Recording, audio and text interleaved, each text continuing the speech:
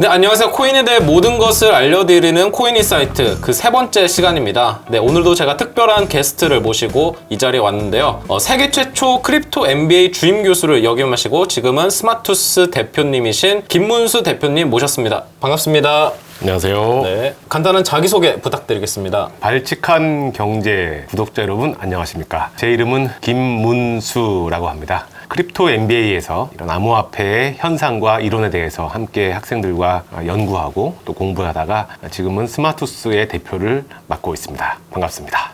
디지털 화폐 전문가로도 굉장히 유명하시죠. 그래서 오늘은 특별히 디지털 화폐 CBDC에 관한 얘기를 좀 많이 나눠볼 텐데 네. 일단은 CBDC가 생소하신 시청자분도 계실 수 있기 때문에 이 CBDC가 무엇인지 네, 한번 설명 부탁드려도 될까요? 흔히들 CBDC를 중앙은행이 발행하는 디지털 화폐라고들 말씀을 하십니다.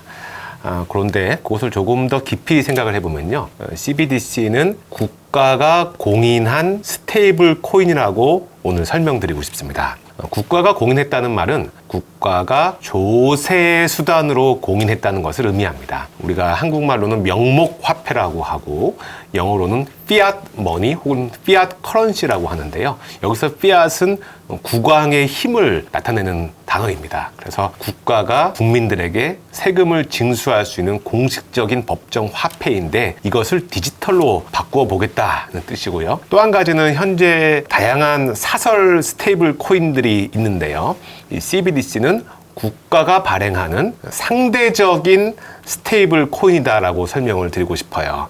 이 상대적이라는 단어를 드리는 이유는 우리가 알고 있는 돈에 대한 믿음을 조금 더 깊이 생각해 볼 필요가 있다는 것이죠. 가지고 있는 우리의 화폐라든가 일반적인 돈이 항상 가치가 안정적인 것 같지만 화폐의 수가 점점 늘어나기 때문에 흔히 말하는 인플레이션 효과 때문에 일반적인 화폐이든 국가가 발행하는 CBDC이든 간에 근본적으로는 상대적으로 안정적인 스테이블 코인이라고 말씀드리고 싶습니다. 네, 그럼 여기서 제가 좀 궁금한 게 우리가 일상에서 쓰는 뭐 종이 지폐가 있잖아요. 굳이 이런 디지털 화폐로 이걸 바꿔서 발행하는 이유가 뭐 따로 있을까요? 네, 우선 화폐를 발행하고 관리하는 비용의 감소 측면에서 디지털 화폐를 지지하는 분들도 있긴 합니다. 그런데 그것은 CBDC를 바라보는 아주 부분적인 이유라고 할 수 있고요. 조금 더 깊이 들여다보면 특히 중국에서 시작된 새로운 화폐 패권에 대한 도전, 각국의 나라들이 여러 가지 셈법에 따라서 자신의 나라의 이익을 고민하고 있는 과정 속에서 나오는 현상이라고도 볼 수 있겠습니다. 그래서 말씀을 해주셨지만 지금 중국이 이 CBDC 연구에 가장 앞서 있다고 제가 들었는데 실제로 지금 중국은 어떤 단계까지 와 있죠? 네, 중국은 2014년경부터 이 CBDC를 국가 단위에서 아주 진지하게 고민해 왔는데요. 중국의 이 CBDC에 대한 그 접근은 단순히 더 편리한 화폐, 그런 기능적인 차원을 넘어서서 중국이라는 나라가 앞으로 어떻게 경영을 하고 세상을 향해서 펼쳐나가야 할지를 국가 단위에서 바라보고 있는 것이 가장 큰 특징입니다. 특히 중국에서는 이 미중 간의 패권이라는 단어도 있지만 근본적으로 중국 사람들은 이 수천 년 동안 자신의 역사를 돌아보건대 최근 한 100여 년간 중국이 세계적인 리더십을 잃어버린 것에 대해서 다시 원래 자신의 위치로 돌아가겠다는 뜻에서 역사적 탄력성이라는 말을 쓰곤 하는데요. 중국에서는 이러한 세계적인 리더십을 다시 회복하기 위해서는 디지털 경제에 대한 리더십에 자신감이 필요하고 그것을 위해서는 디지털 화폐가 반드시 필요하다고 생각하고 있기 때문에 아주 일찍이 연구를 시작했습니다. 그러다가 최근에는 특히 베이징 올림픽 등을 기점으로 해서 중국의 국내에서 몇 군데에서 시범적으로 디지털 화폐를 사용을 하고 있습니다.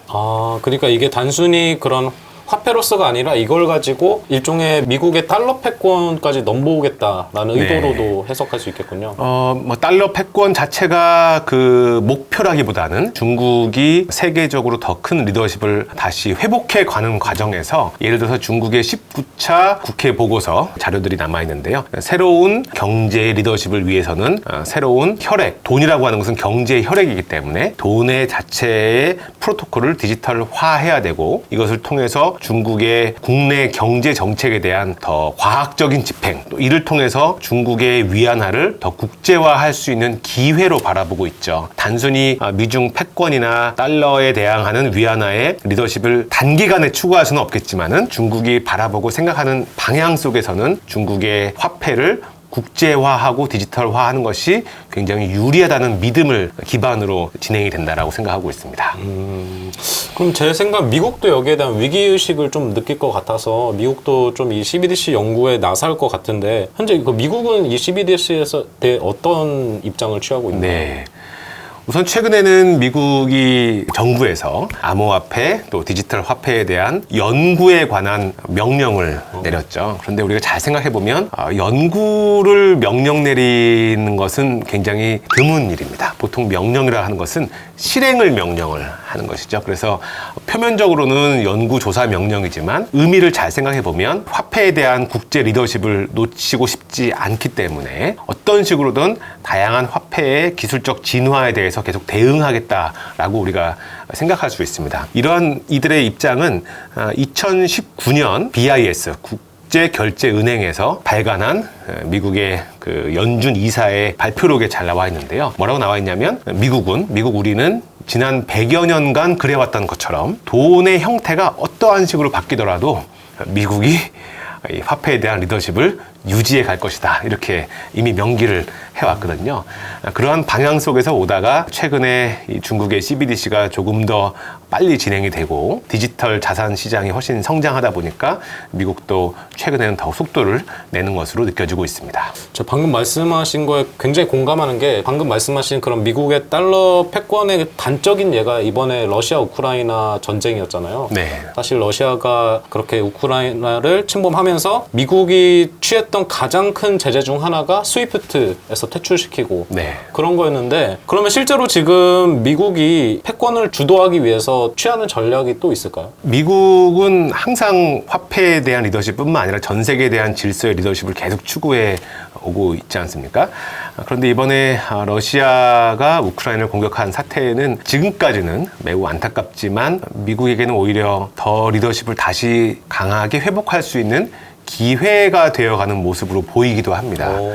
안타까운 일이지만요. 네. 그래서 스위프트에서 러시아를 배제했지만 또 러시아 나름대로 다양한 우회 경로가 있고 또 그 가운데 중국의 입장이 항상 있는 것이죠. 그래서 지금 최근에는 중국의 1대1로 정책이라고 하여서 중국이 유럽과 아프리카 등을 잇는 중국의 대경제망을 건설해 왔는데 우크라이나 사태 이후로 유럽의 국가들이 빠져나가고 있고 다시 미국의 더 큰 리더십이 힘이 실리는 분위기가 되고 있기 때문에 특별한 전략도 앞으로 많이 찾아볼 수 있겠지만 전체적인 분위기는 미국이 중국의 성장을 더 견제하거나 또 극단적인 어떤 변곡점을 맞이할 수 있는 중요한 순간이라고 우리가 볼 수 있습니다. 그럼 여기서 또 빼놓을 수 없는 게 이 CBDC라는 것은 어떻게 보면 정부가 발행하는 거기 때문에 이제 또 민간에서 발행되는 일종의 스테이블 코인 같은 것이 이거에 대한 대항마라고 볼 수 있는데 최근에 뭐 일련의 스테이블 코인 사태를 봤을 때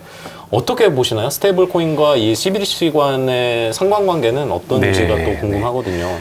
우선 보통 대항마라고 하면은 체급이 비슷할 때 우리가 대항마라고 단어를 사용할 수 있을 것 같아요. 네.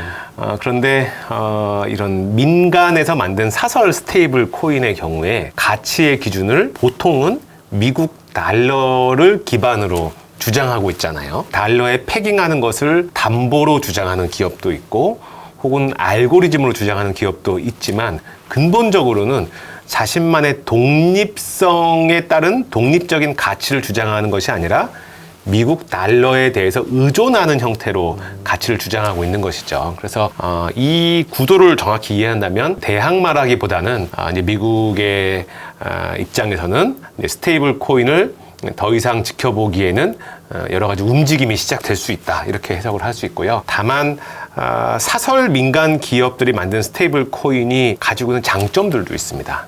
예를 들어서 우리가 국가들이 발행하는 CBDC는 그 국가 체제에서 움직이잖아요. 그런데 비록 전체 스테이블 코인, 민간 기업이 만든 스테이블 코인의 유동성의 양이나 전체 규모는 미국의 달러에 비해서 작다 하더라도 사설 스테이블 코인은 국경을 넘어서 시민들이 거래를 쉽게 하고 있는 장점이 있거든요. 그래서 이 미국의 CBDC를 포함해서 각국의 CBDC들이 본격화되면 이런 사설 스테이블 코인들은 많은 위협을 받겠지만 또 어떤 면에서는 더 국제화된 프로토콜에 대한 것이 특정 국가에 의존하지 않는 형태의 민간을 기반으로 하는 스테이블 코인이 만들어지거나 또 나올 수도 있다, 이런 생각을 동시에 해볼 수 있겠습니다. 그러면 또 저희가 얘기할 수 있는 게 이번에 루나와 그 테라 사태를 통해서 이제 스테이블 코인이 안전하지 않다는 게 사실 좀 증명이 됐잖아요. 그래서 어떻게 보면 연준에서도 이거를 좀 예의주시하면서 최근에는 이제 CBDC가 그 대안이라고도까지 말했는데, 그럼 어쨌든 이게 민간 스테이블 코인과 CBDC가 양립하는 구조로 갈 건지가 또 궁금하거든요. 네.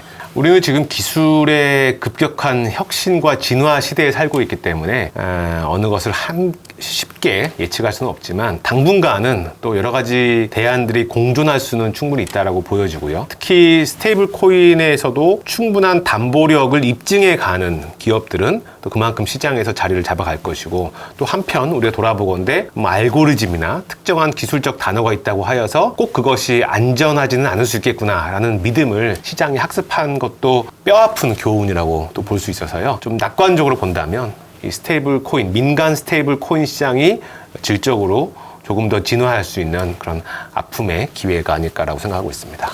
그럼 여기서 또 할 수 있는 얘기가, 그럼 만약에 이제 CBDC가 본격화돼서 그 중앙은행이 그걸 모두 도입한다면 그때 바뀔 미래의 모습은 또 어떤지가 궁금하거든요. 이게 종이 지폐가 결국 다 사라지고 중앙 정부에서 이제 아예 발행한다는 건데, 그러면 제가 느끼기에는 일반 시중 은행도 사라질 수도 있을 거고 그거를 추적할 수도 있을 거고, 그렇죠. 네, 굉장히 여러 가지 우려점도 생각이 되는데 이런 우려들은 없을까요? 네, CBDC가 점점 진행이 되면 시중 은행들의 힘은 약해진다는 것은 보편적인 믿음입니다. 한국은행이 발행한 CBDC에 대한 보고서에도 그런 내용은 많이 기록이 되어 있습니다. 과거에는 중앙은행은 화폐를 발행하기만 하고 돈의 유통은 시중은행이나 카드사들이나 금융기관 기업들이 담당을 했는데, 극단적인 경우에는 CBDC가 마치 국민들의 주민등록번호만 알고 있으면 직접 돈을 보낼 수 있기 때문에 민간 시중은행과 금융기업들의 힘은 줄어들게 되고, 중앙은행은